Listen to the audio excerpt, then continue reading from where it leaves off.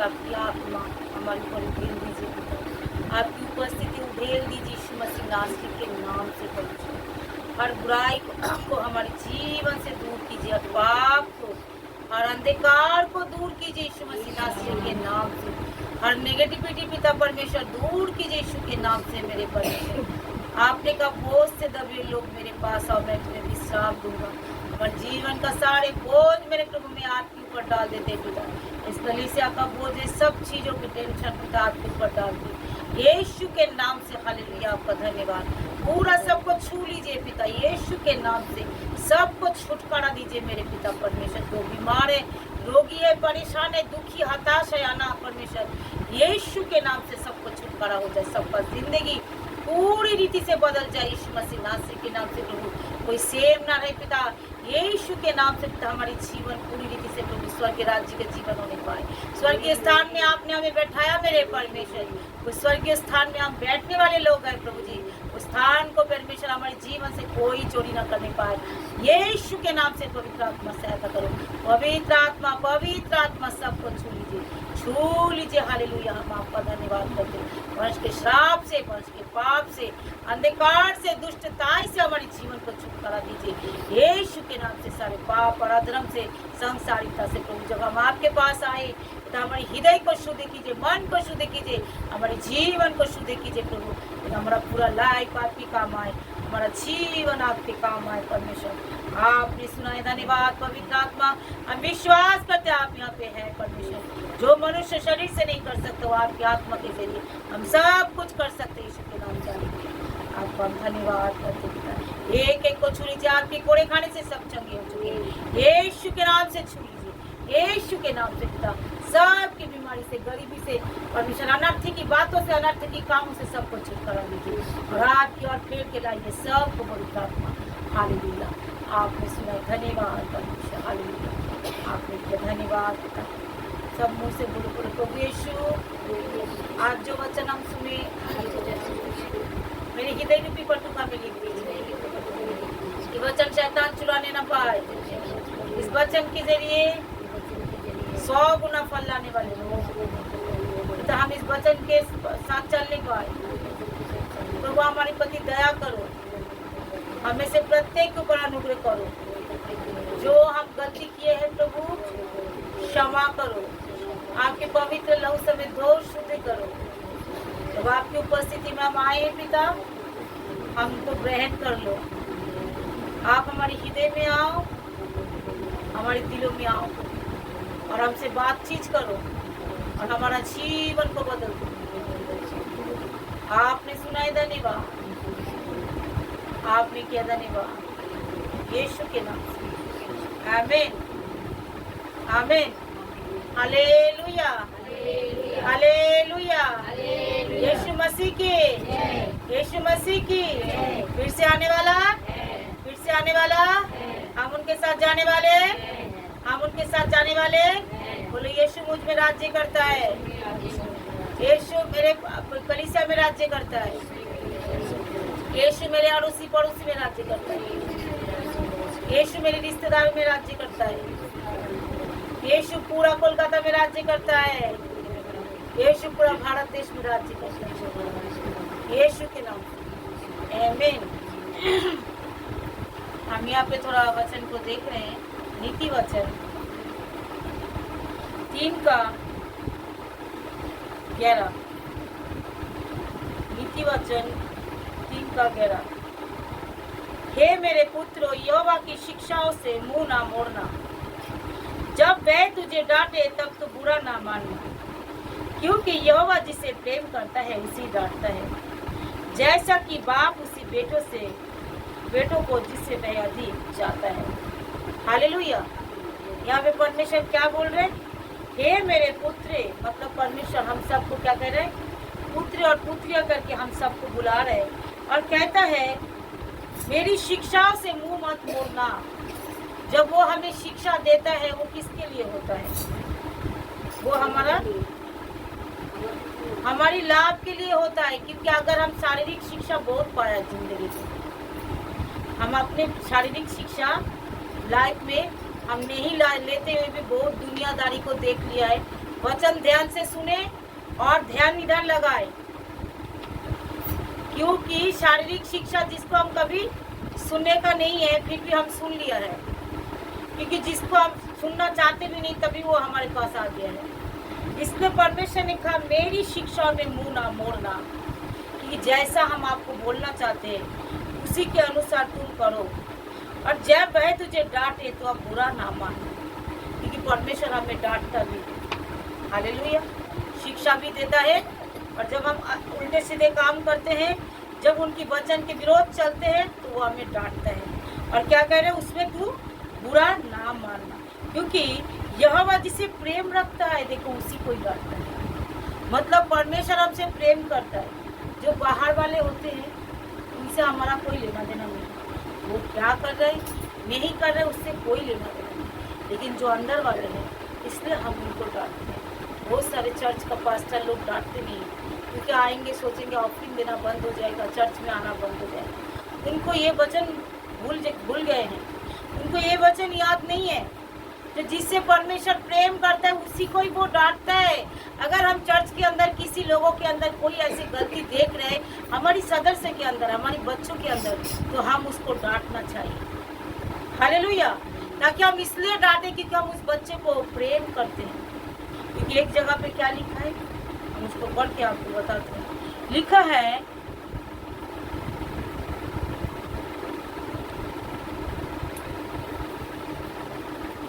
लड़के को, नीति वचन 23, लड़के को ताड़ना को, लड़की को ताड़ना, लड़के को ताड़ना करना ना छोड़ना। 23 का 13 पढ़ रहे। नीति वचन 23 का 13, क्योंकि यदि तू उसको छड़ी से मारे तो वह ना मरेगा, लेकिन तू उसको छड़ी से मारकर उसकी प्राण को अंधलोक से बचाएगा। करे क्या बोला, लड़के को ताड़ना करना ना छोड़ना।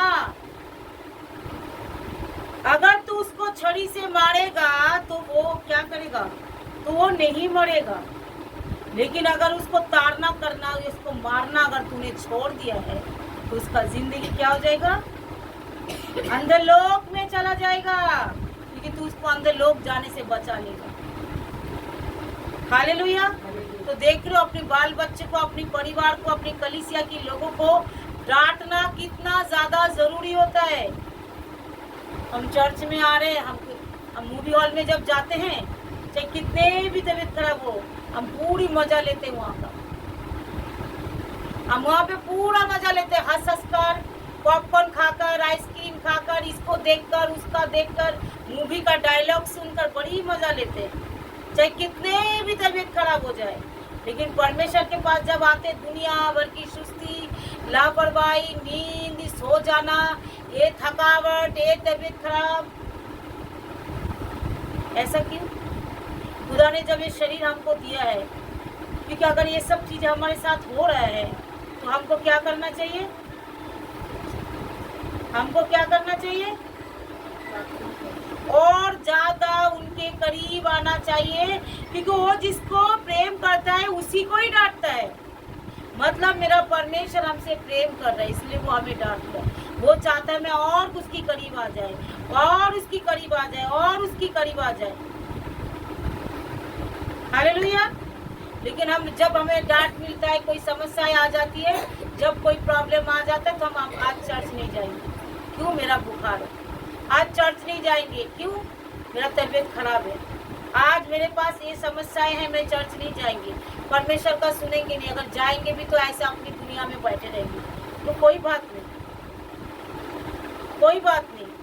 अगर कोई इंसान को अगर गैरेज में डाल दो, वो गाड़ी नहीं बन जाता, वो इंसान ही रहेगा।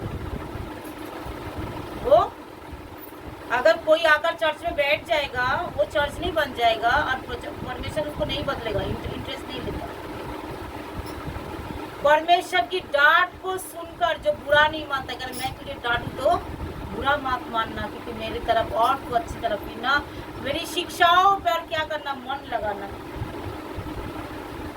हालेलुया। क्योंकि परमेश्वर की शिक्षाओं पे कह रहे मन লাগানা। প্রভুর শিক্ষার দিকে আমাদের মন লাগাতে বলছেন। বলছে যদি আমি তোকে বকি, তোকে আমি মারি, কিন্তু তুই এদের উদের ভটকে যাস না, কেন আমি তোকে ভালোবাসি। সেই জন্য আমি চাইছি তোকে তুই सुधरिए जा, তুই सुधरिए जा, सुधरिए जा, सुधरिए जा। कोई जब डॉक्टर, जब इंसान कोई किसी का लीवर फंक्शन खराब हो जाता है, कुछ चीज़ें हो जाता है, क्या बोलता है, তুমি सुधरिए जाओ, ड्रिंक করা ছেড়ে দাও, তুমি এইটা করা ছেড়ে দাও, ওইটা করা ছেড়ে দাও, এই মেডিসিন টাইমে টাইমে খাও।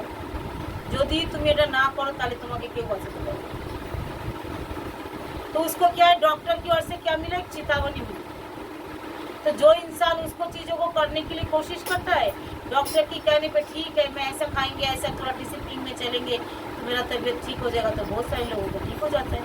और जो डिसिप्लिन में नहीं चलते, अनप शनप खाते ही रहते हैं, सुनते नहीं है, कोई टाइमिंग नहीं है, फिर वो मर जाते हैं। तो क्या उसका डॉक्टर की गलती है?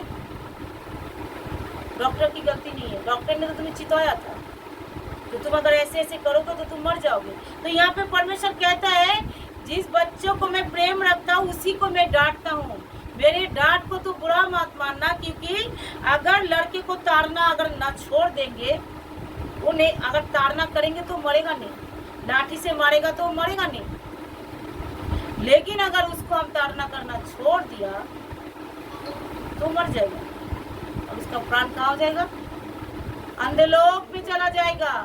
तो क्या परमेश्वर आप हम लोगों को पूछेगा नहीं, पास्टर लोगों को, तो क्या तूने उनकी ताड़ना की थी? अपने बाल बच्चों को ताड़ना करो, डंडे से मारो, वचन की छोटे से मारो। तो परमेश्वर ने जैसे हम लोगों को सिखा रहे, हम भी अपने परिवार को सिखाए, जो ठीक टाइमिंग से बाइबल पढ़, टाइमिंग से प्रार्थना करो, टाइमिंग से प्रभु के पास आ जाओ। हमें ताड़ना करना बहुत ज़्यादा जरूरी है, क्योंकि परमेश्वर हमें भी पूछेंगे क्या तुमने ताड़ना किया। अरे ऐसे वचन तू बोलता है जिसका दिल को तो उदास नहीं होता, आर पार तो छिपता ही नहीं है, जैसे लोग जाते और ज़्यादा फूले पे और मोटा हुए और चले जाते, पश्चाताप नहीं होता है। कहते से सच्चा पश्चाताप मनुष्य की जिंदगी को उद्धार को ले आता है। बार बार परमेश्वर ने क्या करे, जो जिसको बार बार डांटा जाता है, अगर वो मन नहीं फिराते वो अचानक नष्ट हो जाता है। तो डांट से हमें प्यार नहीं करना है। अगर खुदा बाप हमें डांट रहे, एक ही परिस्थिति में हम जिंदगी भर रह रहे, हमारी जिंदगी सुधर नहीं रहे, इसके मतलब परमेश्वर चाहता है हम अपनी प्रार्थना की टाइमिंग को बढ़ाएं। परमेश्वर चाहते हैं हमारी आज्ञा पालन की टाइमिंग को हम बढ़ाएं। परमेश्वर चाहते हैं हमारी जिंदगी को डिसिप्लिन करने के लिए हम मॉर्निंग प्रे को बढ़ाएं, दोपहर की प्रे को बढ़ाएं। परमेश्वर चाहता है हम फास्टिंग प्रे को बढ़ाएं। परमेश्वर चाहता है जैसे परमेश्वर की आज्ञा के अनुसार हमें करना चाहिए उसको हम बढ़ाते चले जाए। हालेलुया। इसी को कहते हैं मन को परिवर्तन करना, क्योंकि परमेश्वर आकर धपा धप हमें लाठी से तो मारेगा नहीं। अगर हमारे जीवन में कोई चीज़ की ब्लेसिंग नहीं पा रहे, इसके मतलब प्रभु हमें डांट रहे। अगर किसी चीज़ से हम बार बार निराश हो रहे, इसके मतलब प्रभु हमें डांट रहे। तो हमें उस चीज़ों से सुधर कर प्रभु के पास आना चाहिए। ये है उनकी डांट। तो मैं इसलिए तुझे डांटता हूँ ताकि तू सुधर जा। मार्ग यहीं पे चल, ताकि जैसा बाइबल पढ़ना शुरू कर, देख मैं तेरे से बातें करना चाहता हूँ, देख मैं तेरे से बोलना चाहता हूँ, कैसे तू वचन पढ़ेगा, कैसे तू वचन पे चलेगा। देख मैं चाहता हूँ तू आशीष पाए। परमेश्वर हमें आशीष देने के लिए चुना है। इस बातों को भूल मत जाओ। प्रभु ने कहा तू 6 दिन काम काज करना, 7वें दिन तू मेरे पास आना, मैं तुम्हें आशीष दूंगा। अगर कोई 7वां दिन के 7 दिन परमेश्वर के पास आए वो तो डबल ब्लेसिंग पाएगा, ट्रिपल ब्लेसिंग पाएगा। परमेश्वर ने कहा तू 1 दिन आ, और कोई 7 दिन आए तो कितना आशीष उसके जीवन में मिलेगा, क्योंकि परमेश्वर को छोड़कर अब कोई परमेश्वर है ही नहीं। सृष्टिकर्ता को छोड़कर कोई सृष्टिकर्ता है ही नहीं, जिसकी बातें हम सुने हम दाएं बाएं मुड़े। अगर हम मुड़ने लग गए तो जान लो जब हम सृष्टिकर्ता को भूल चुके हैं। और जब सृष्टिकर्ता को भूल चुके, परमेश्वर को भूल चुके, तो क्या होगा? परमेश्वर हमें डांटेगा। वो हमसे प्रेम करता है, हम भूल गए, वो हमें भूलता नहीं है। और उसने क्या कहता है, उसको हमें मार के पीट के हमें लाइन में लाना चाहता है। लेकिन जब हम क्या करें, कि डंडे से मारता है, नहीं, वचन से। वचन की कीते दाऊद कहता है तेरे वचन की सोटे और लाठी से मुझे क्या मिलती है? शांति मिलती है। भजन संहिता 23, तेरे वचन की सोटे और लाठी से मुझे शांति मिलती है। तो परमेश्वर के वचन से जब वो हमसे सोटे और लाठी मारता है, हमें शांति मिलती है। मतलब प्रभु हम सुधर जाएंगे। प्रभु हम प्रार्थना के लेवल को बढ़ाएंगे, हम प्रार्थना के उपवास के लेवल को बढ़ाएंगे, हमारी जिंदगी में आएंगे, बैठे रहेंगे। प्रभु कहते हैं किससे मैं बात कर रहा हूँ, तेरे अंदर तो ऐसा चीज है ही नहीं जो मैं तुझे कुछ दे सकूं। सुनो एक वचन, में प्रार्थना करते करते सोच रहा था, जो इंसान अनडिसिप्लिन है, अनटाइड है, अनडिसिप्लिन वाला इंसान है, कोर्ची कोड़बो, डराओ ना चाची, डराओ ना जाओ, ऐसे लोगों को परमेश्वर कभी ब्लेसिंग नहीं देता। हालेलुया, कभी ब्लेसिंग नहीं देता ऐसे लोगों को। जिंदगी भर वो ऐसे करते करते मर जाएंगे, लेकिन उसको कभी परमेश्वर किसको ब्लेसिंग देता है? जो फुर्ती से उसकी सुनने के लिए आता है। बोले एक दूसरे को, जो फुर्ती से उसको सुनने के लिए आता है, जो आज मेरा पिता मुझसे क्या कहेगा और मैं वही करेंगी। जो फुर्ती से तुमको तुम जान लो एक बात है, मैं तुमको एक बात कह रहा हूँ, अगर तुम किसी के हाथ में जिम्मेदारी देकर गए तो सुबह ऐसे कैसे काम करके रख देना बेटा, ठीक है? तुम पूरा उसके ऊपर भरोसा करके रह गए, जो हाँ वो बच्चा मेरे लिए सब कुछ कर देगा। लेकिन जैसे तुम काम काज से घर के लौट के देखा, बच्चा तो टीवी देख रहा है, मोबाइल खेल रहा है, इधर गप्पे मार रहे, उधर गप्पे मार रहे, या बच्चा अपने काम में है, जो काम तुमने दे के गए हो वो काम उसने करा ही नहीं, फिर तुम क्या उसको दोबारा काम दोगे? दोबारा वही काम दोगे? वही रिस्पॉन्सिबिलिटी, वही जिम्मेदारी देकर जाओगे जो नहीं कोई बात नहीं तुम कर लोगे? तो परमेश्वर हमारे ऊपर कैसे जिम्मेदारी देगा? जब वो देखेगा कोई रिस्पॉन्सिबल नहीं है। अगर पास्टर लोग कभी भी सुस्ती में, लापरवाही में नहीं जा पाते, उनकी तबीयत खराब होता है, बीमारी होती है, तकलीफ होता है, उनको चर्च में जाना ही होता है, उनको वर्शिप करना ही होता है, उनको वचन बोलना ही होता है, उनको जागृत होना ही होता है, क्योंकि ये उनको एक जिम्मेदारी दी गई है जो अपनी चर्च के लोगों के प्रति, जो तू एक काम बड़ी हियाब से ठंडे सांस ले लेकर नहीं, बाइबल में लिखा है, बड़ी आनंद के साथ तुझको ये करना है। और जो पास्टर ठंडे सांस ले लेकर सुस्ती में, लापरवाही में, ठीक है बाद में करेंगे, ठीक है आज नहीं, ऐसे टालते जाता है, परमेश्वर उसको सेवा को ले लेता है। हालेलुया। ऐसे सारे विश्वासी के ऊपर भी है। जब खुदावन कोई तुम्हें रिस्पॉन्सिबिलिटी देता है तो तुम एक आराधना करो, क्वायर में खड़े होकर, चर्च कभी अकेला नहीं होता, चर्च पूरे परिवार सब, अगर यीशु ने क्या कहा, मैं और मेरे परिवार मिलकर परमेश्वर की सेवा करेंगे।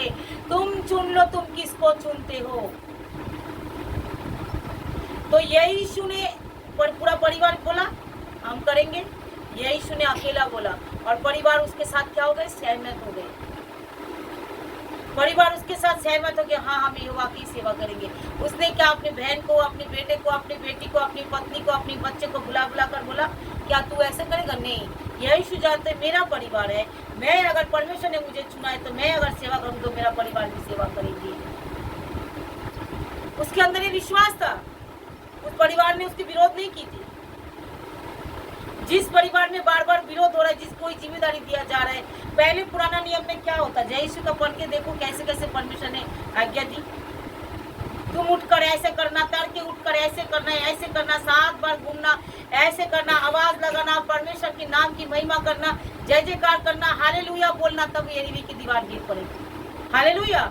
जैसे जैसे परमेश्वर ने बोला सारी प्रजा के लोग ऐसे ऐसे किया। आज हम बोलते कुछ भी कोई करता ही नहीं है। आराधना के लिए बोलते आराधना टीम तैयार नहीं है। क्या परमेश्वर ऐसे लोगों को जिंदगी में इस्तेमाल करेगा? परमेश्वर ऐसे लोगों को जिंदगी में कोई भी रिस्पॉन्सिबिलिटी देगा? अपनी जिंदगी की रिस्पॉन्सिबिलिटी जो पूरा नहीं कर सकते वो दुनिया का परमेश्वर ये भी देखते क्या करेगा। अपने बच्चे को जो ट्रीट नहीं कर सकता उसके ऊपर क्या जिम्मेदारी आएगा? जो अपनी लाइफ को ट्रीट नहीं कर सकता उसके ऊपर क्या जिम्मेदारी आएगा? तो तुम अपने आप को फिट नहीं रख सकते। क्योंकि एक जगह में मैं सुन रही थी जो सबसे ज्यादा अपने आप को प्रेम करो, कि जब तुम अपने आप को ज्यादा प्रेम करोगे, अपने आप को स्ट्रांग रखोगे, ताकि जब तुम अपने आप में स्ट्रांग रखोगे तभी तो किसी के लिए काम आओगे। अपने आप से ज्यादा प्रेम करना सीखो, अपने आप को तैयार करना सीखो। तो परमेश्वर ऐसे लोगों को कैसे चुनेगा, कैसे ग्रहण करेगा? कोई काम में डिसिप्लिन नहीं है, कोई परिवार में डिसिप्लिन नहीं है, अगर 28, 23, 30 साल की कोई बच्चे को अगर बोला जाए तुम ये करो वो करो, ऐसे कोई शोभा देता है? 28, 30 साल में बच्चे को, ये बच्चा नहीं रहता, वो पूरा जवान, एक जवान बुढ़ापे की तरफ जा रही वो अभी इसके बाद इंसान बुढ़ापे की तरफ जा रहे हैं। तो उसको बोला जाता है तुम ऐसा करो तुम ऐसा करो, तो शोभा देता ही है। तो परमेश्वर भी तो देखता है, इसलिए तो ब्लेसिंग है नहीं। तो इसके लिए क्या करेंगे? अरे तू नमक का खंबा बन के ही रहता, जा लूट की पत्नी की तरह, जा खंबा ही बने रहे, कुछ तेरे से मेरा कोई लेना देना नहीं। परमेश्वर उसी को चुनता है जो अपनी जिंदगी के प्रति सतर्क है। मैं अपनी लाइफ के प्रति क्या सतर्क हूँ? मैं नरक नहीं जाना चाहती, मैं अंधलोक में जाना नहीं चाहती। जो सेवा आपने मुझे दी है परमेश्वर, मैं बड़ी हियाब से उसको करना चाहती हूँ। चाहे मेरा कुछ भी हो जाए, प्रभु आप मुझे शक्ति दीजिए। ये जो शक्ति है मेरा शक्ति नहीं है, ये पवित्र आत्मा का शक्ति है। हालेलुया। जो वचन मैं बोल रही हूँ मेरा शक्ति नहीं है, पवित्र आत्मा का शक्ति है। उसको मैंने मांगा, प्रभु आप दीजिए शक्ति ताकि मैं आपकी इबादत करूँ।